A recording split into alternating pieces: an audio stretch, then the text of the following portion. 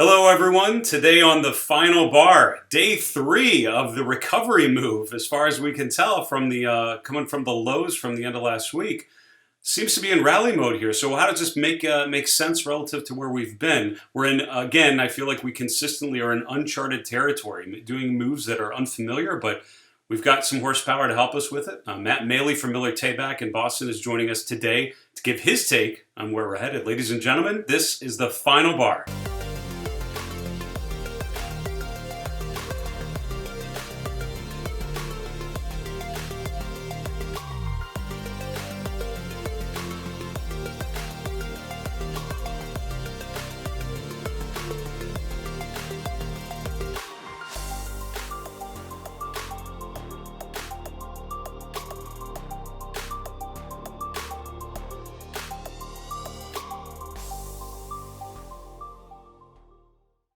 Hi there, everyone. Welcome to today's show, The Final Bar. I'm your host, Dave Keller. I'm the Chief Market Strategist here at StockCharts.com in Redmond, Washington. Thanks so much for joining us every weekday after the close.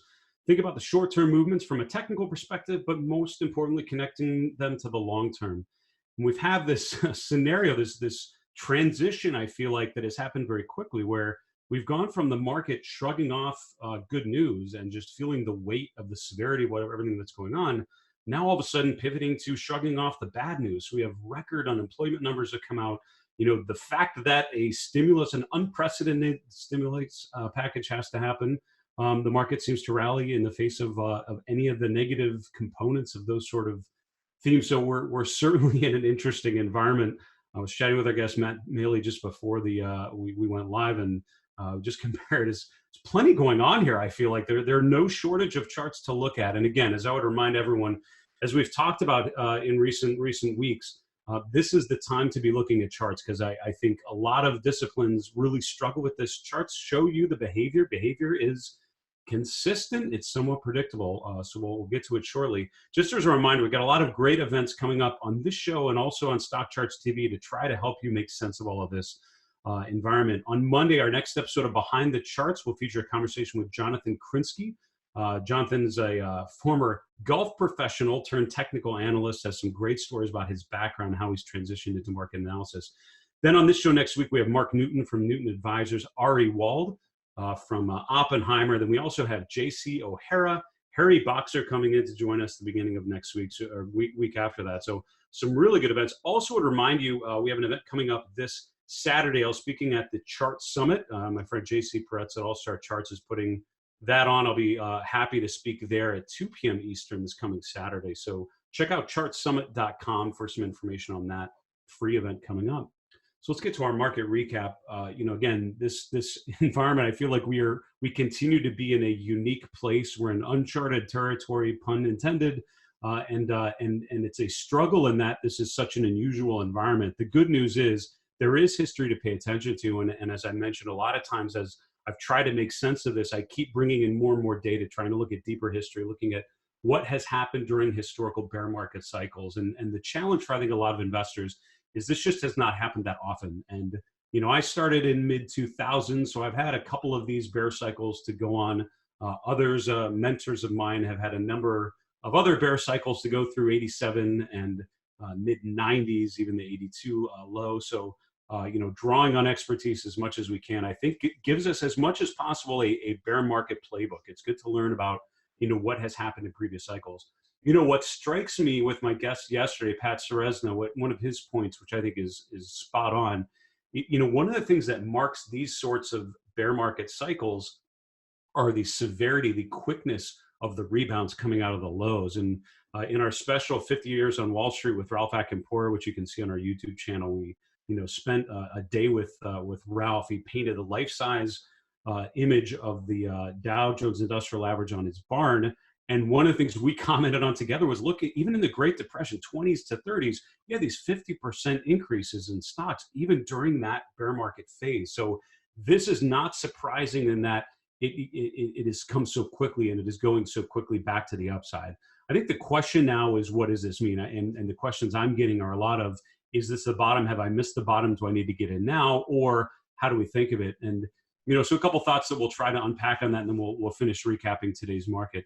Number one, we've had this bearish divergence in February. We've now had what I think is a confirmed bullish divergence with lower lows in the price, higher lows in the RSI, and that suggests a bottoming pattern. I've been hesitant to sort of declare this as a confirmed pattern only because the price was continuing to be in a downtrend of lower lows and lower highs. I think that pattern's now broken. Now with yesterday and the follow through today, we've certainly broken above the most recent swing high. I think that bullish divergence is sort of validated, suggesting some short-term strength, obviously in price. So when I'm looking at where to go next, I'm always looking at where we're at, looking to the left and seeing where we've been.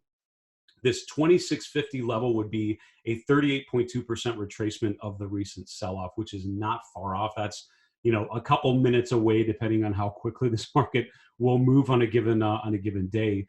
So we're really nearing that first sort of level. Before that, we really don't have any other time. And if you look back to the left, there's nothing really else there because we went so quickly through all the other support levels. But the next one on the way up would be around that 2700 level. That was support a number of times last year. And so I wouldn't be surprised if this 2650 to 2700 range ends up being sort of that first level. Again, now that we've broken above the recent swing high, that's what I'm looking at it. But again, I think you have to follow price more than anything. And the most telling thing is going to be the next pullback, which I would have guessed would have come today. It certainly did not. We've continued to be in rally mode.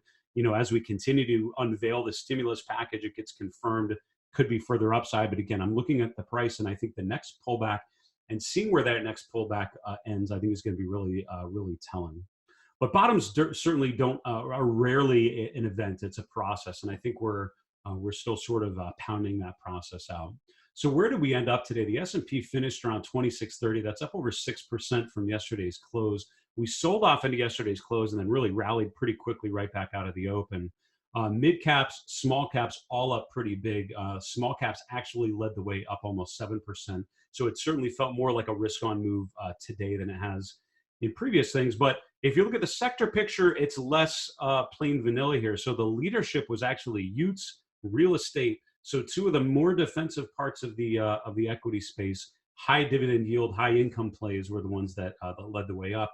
On the bottom of the return list, but still positive, but just less positive than others, consumer discretionary, materials, consumer staples. You had both of the consumer sectors underperforming along with communication services. On the top, you had utilities and real estate. So this was not a, everything's back to normal offense over defense. It would continue to be mixed. And I think that idea of having some unique sector movements has been the case up until now. I think that's going to continue to be the case because there are a lot of different moving parts that we're trying to make sense of here. It's not just a risk on, risk off move, in my opinion. In terms of ETFs, right, you had India up the most, 8%. And again, with a lot of these, it's all about expectation. And when when the social mood feels more like we're in recovery mode, we can beat this. It's not going to be that bad. I think you'll see strength in equities when we get headlines or when we get speculation about a prolonged social distancing coronavirus recovery stretch. I think you'll find things sort of reverse more to the downside. But today you had India, United Kingdom up the most. On the downside, again, everything was up, but on the lower end of it, it was China-related markets. So certainly the Western markets, the U.S. Recovering more than you saw from China today. In terms of individual groups, I think it's interesting to note mortgage REITs actually the best group, up almost 17% today, followed by mortgage finance. Then aerospace. So this is Boeing's group, and obviously a big beneficiary of a bailout package, a stimulus package would be things like Boeing, and so you're seeing that group continuing to do pretty well. But then you had drug retailers as well, which had been making new lows yesterday, and now all of a sudden reversing and going back to the upside, followed by defense, sort of related to the aerospace group that you saw back here. On the downside, not too many groups in the red, but a couple materials groups. Material had been a pretty good move yesterday, but seeing that a lot of those things pulling back in terms of aluminum and others. Also automobiles, which has come down relative to previously. Some laggards that are notable: gambling stocks and hotels. So these have been, if everything's going to be fine, you'd expect things like hotels to get a little more of a bid. These are struggling a little bit, and obviously there are a lot of implications to what's happening right now also Gambling group makes sense as well. But the mining stocks also up a little bit, but not nearly as much as the benchmark, up only 1.25%, 1.33%. In terms of individual names, there's some, with the move that we've had out of the lows, there's actually some really compelling charts out there. And I think if I could summarize the charts out there in one, I might look at Southern, for example. Southern was up another 10% today. This is in utilities, so it might not be a name you're as familiar with, but pays a pretty decent dividend. It's a 4.5% dividend yield at this point. But what I'm looking at with a lot of stocks is where they're at relative to this most recent swing high. So the S&P has actually broken back above that swing high from a week or so ago. Stocks like Southern are getting close to it, but have not broken out yet. I'd be looking for these kind of names to see what sort of follow through you get on them, and see if they're able to reclaim those most recent peaks. Again, I still think the bottoming process is a process that'll take more time, and I wouldn't be surprised if we see some weakness and retest some of the lower bounds. But at this point, if you're looking for stocks to identify as potential opportunities, I think where they're at, and if they're able to break above those highs, could be pretty interesting. You'll notice a lot of stocks have this bullish divergence, which is going to become much more obvious, I think, now that we've had a bit of a rally and it's really established that lower end there. And then the last one I would point out would be Hewlett Packard. This has kind of come along strong, up almost 17% today, which is a big move. And again, the percent moves we're seeing are almost unprecedented, but this is a stock that has definitely reclaimed that previous high. And you also look at the relative strength that has spiked to the upside. It's something that was underperforming almost 20%, now back in the positives in the last couple of days. So that's our market recap for today. I did want to just tease our mystery chart.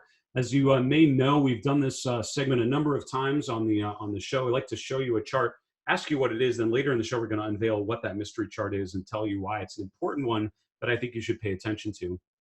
This is the chart, just to orient you on this. This is a 5-year weekly closing basis that we are looking at, and then it's the RSI on the bottom. That's, I think, all I'm going to tell you, but there are not many things that have spiked like this, breaking to new highs for the last 5 years, just in the last couple weeks. So my question to you is, what is this mystery chart? Make a note, think of what it is, and then later in the show, we're going to unveil what this is and why it's an important one to pay attention to. I want to go right on to our next segment, though, which is banking on breadth. So what we like to do is look at breadth characteristics, think about what they mean relative to the overall equity picture. So the idea with breadth is the market index is the broad market is doing X. What is the average stock doing, or what are a group of stocks doing? Are they agreeing with what we're seeing with the broad market, or are they doing something different?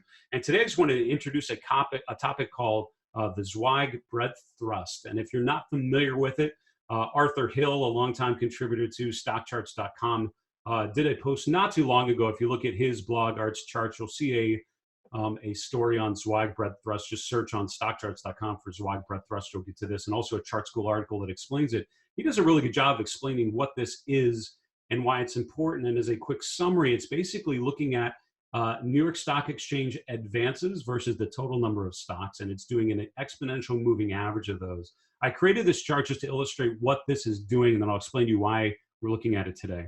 So here I'm looking at in gray, this sort of faded line in the background is just showing you the percent of stocks that are advancing versus the total names on the New York Stock Exchange. This green line is the 10-day exponential moving average of that gray line. And so the idea with the Zweig Breadth Thrust is when stocks have been down, when the market is down and you're looking for a reversal, this 10-day average of advancers versus total stocks, if it breaks back above the 0.4 level and then is able to break above 0.61 within 10 days, within 2 trading weeks, it triggers what's called a Zweig Breadth Thrust. That seems a little esoteric. And again, the numbers were, it's based on the work of Marty Zweig and his work on breadth characteristics coming out of bear market phases. So you're welcome to recreate this using exponential averages, using the indicators. We also have an indicator that an index that we already have created that captures this. So it's exclamation point BINYBT. And if you missed what I just said, just shoot me an email and I'm happy to send you this chart, which you can put in your own login. Now, for the last year, you can see that's not happening because the market has not been down a lot. But if we back this up for the last 20 years, you'll see what happens here, you'll see that the indicator is actually triggered. So now I'm bringing in a lot more data. So don't worry as much about the bottom. The green lines are showing you this breadth thrust indicator. And again, if you're looking for times when it went below zero point 0.4, then traded back above and eclipsed 0.61 within 2 weeks, these orange vertical lines on the price show you the times that has happened. It's only triggered 1, 2, 3, 4, 5, 6 times in the last 20 years. Every one of those times has led to a pretty nice bull move. What concerns me is 2 times ago was a period that I've been comparing this to a lot, which is sort of that, sort of 2015 before the big move down in 2016. That was different here at the end of the bear market in 2008 to 2009. It actually triggered right after the ultimate low, and that's kind of where it did it in a lot of these places. But again, sometimes it's the next to last low, the penultimate low, and that's sort of what happened here. But again, if you'd bought at each one of those times, overall, you would have been very happy a year later. And I think that's the idea. So it is not triggered yet. You're looking for when it breaks above that 0.61 level. So we keep an eye on this, let you know if and when that Zweig Breadth Thrust is triggered. We need to take a quick commercial break. Be back with my guest, Matt Maley from Miller Tabak. We'll see you in a minute.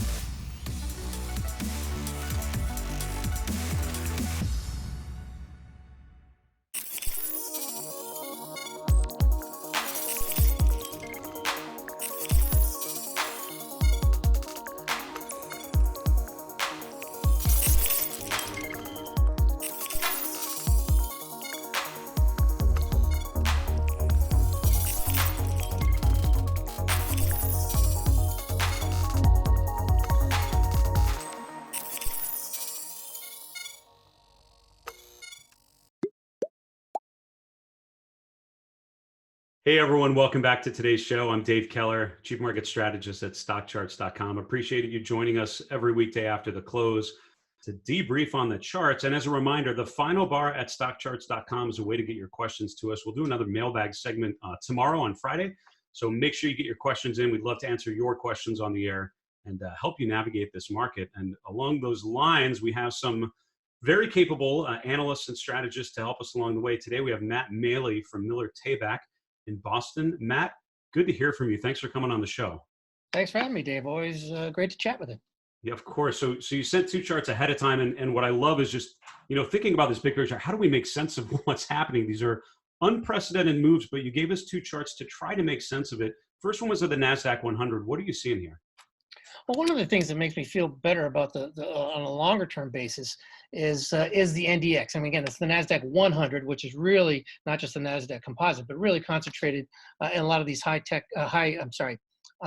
big cap tech names.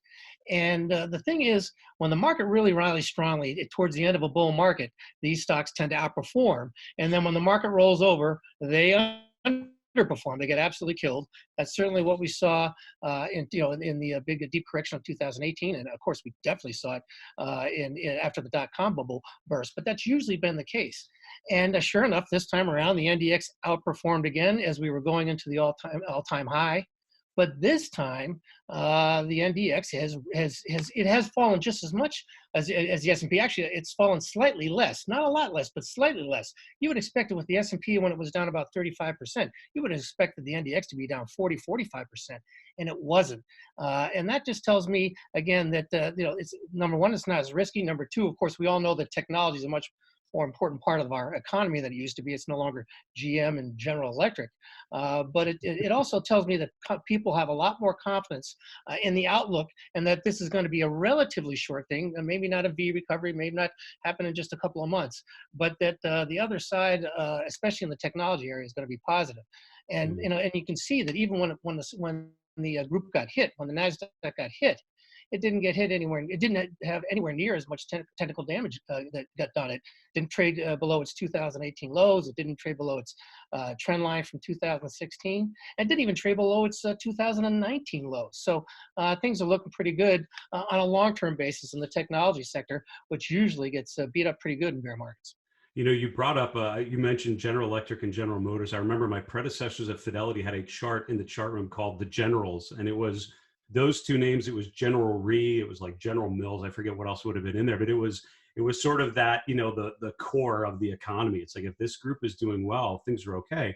It's interesting that you're pointing out how technology's held up so well. I mean, should we be thinking of technology as more defensive and offensive now? How are you thinking of that sector relative to previous cycles now? Yeah, I think it's definitely changing. I mean, well, again, there's still going to be parts of the technology that are going to be riskier. I mean, there are new technologies, and by definition, we don't know which one's going to work and which ones aren't.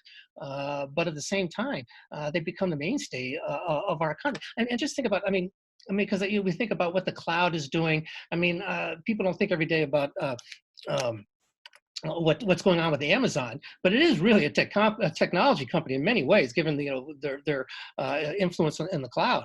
And during the dot-com boom bust, Amazon went down over 90%. Does anybody think Amazon could possibly go down 90%, even if we have this turns into a really bad bear market? I don't think so. It's just too important to our economy. Same with Apple, same with Microsoft. So especially the higher quality names are ones that you can play a little defensive on. And look at Apple and Microsoft. They've outperformed by quite a bit, even though they have that hit. They've outperformed the rest of the market quite nicely. So it's kind of that double. I mean, you don't very rarely get this, where you can take advantage and outperform on the upside, but also outperform on the downside, because they're becoming so much more important to our economy. Now, the second chart you sent speaks to the challenge I think a lot of people have, which is really the underperformance of small caps during a big part of the most recent cycle. What are you seeing now on the chart of the Russell 2, thinking of it relative to the previous chart? Well, it's nice. You mentioned earlier that it outperformed today, which is nice. But the thing about the Russell 2000 has been a very, very good leading indicator over history, but in particularly in recent years. And it certainly topped out in 2018 before the rest of the market topped out. When we had that fourth quarter deep correction. And then the same thing happened this year. You can see by that chart, we didn't make a higher high above the 2018 highs. Couldn't even make a double top. It made a lower high, and it rolled over, and it just took out all of its, it took out its 2019 lows. It took out its trend line going all the way back to 2009. Well, that's something the S&P did as well, but it also broke below its 2018 lows in a major way. So what I'm looking at now is the 2016 lows. If this rally, as you talked about, the next pullback is going to be vitally important. I mean, people have to remember, oh, geez, we usually get that retest. Everybody talks about that, but we don't always get it. I mean, in 2001, after 9/11, we made a bottom, and that was basically it. We ground higher. I'm not sure the right word, but we slowly moved higher without making a pullback. But the odds, I think, of that it will pull back this time is going to be key. And if this Russell 2000 breaks below those 2016 lows, that's going to be a big warning flag to tell us that we're a long way from being done with this bear market. And so it's something to keep a very close eye on. Matt, those are two great charts. Thank you for sharing those. When I think back to my time in Boston, I'm thankful for getting to know guys like you. So be safe, and thanks again for coming on the show. You too, David. Great to see you. Hope to talk to you soon. That was Matt Maley from Miller Tabak with some great perspective. And again, I find it's so easy to get caught up in the short term. Matt reminds us to look at the movements of where we're at relative to where we've been. Look left on the chart and identify some of those key levels. What strikes me looking at Matt's charts as he's talking, I see some horizontal lines not far below where we're at. And I think about how that could feel if and when we would break down through some of those key support levels. So we'll have to keep those in mind. It's a great perspective there. Have you guessed what the mystery chart is? I'll bring it up one more time. This was a weekly chart going back 5 years. What is this? We had one guess actually on Twitter. High yield corporate bond yields. You're actually not far off. That's decent. I give a B+ to Team Final Bar for that one. It's actually high yield option adjusted spreads, or the OAS levels. Boy, I wish we could get a little more into what this means, but basically when you're talking about bond spreads, there are different ways to measure, sort of risk appetite in the fixed income markets. And high yield bonds are companies that are, junk bonds are companies that are more risky, a little more speculative, more challenged structurally in terms of their their financial statements, and so they're more of a risky bet. And the option adjusted spread is just looking at the spread you would get over a treasury bond, over essentially a risk-free rate. And option adjusted spread just means you adjust the spread for call options on the bond. So a bond can can be called at different times leading up to its maturity date. And OAS basically adjusts for all of that. And I'm thrilled that my training years ago at Bloomberg still coming in handy, being able to break down option adjusted spread, hopefully, for all of us. But essentially, this is a measure of the risk in the high yield market. And what I wanted to point out is just the spike in this. And it's eclipsed the 2007 peak. It had been very, very muted for years since that peak, sort of in the market bottom early 2016, had been very, very low. So we weren't getting much of a spread above treasuries. But if you look at what's happened now, it spiked aggressively to the upside, meaning a wider spread from treasuries. It's a riskier bet. And the RSI is over 90, which is the highest it's been in the last 5 years, even higher than it was back there. So my illustration is, number one, how spreads have widened, meaning the risk that is exposed there in that part of the market, but also how extreme it is. This is at an extreme level, and when it's gotten to this point, we've usually seen a bit of a reversal, a bit of a risk-off move in that spread. The spread coming down a little bit. Whether or not that translates to movements in stocks, we'll have to see. But that's our mystery chart for today: high yield spread, or high yield index option adjusted spreads.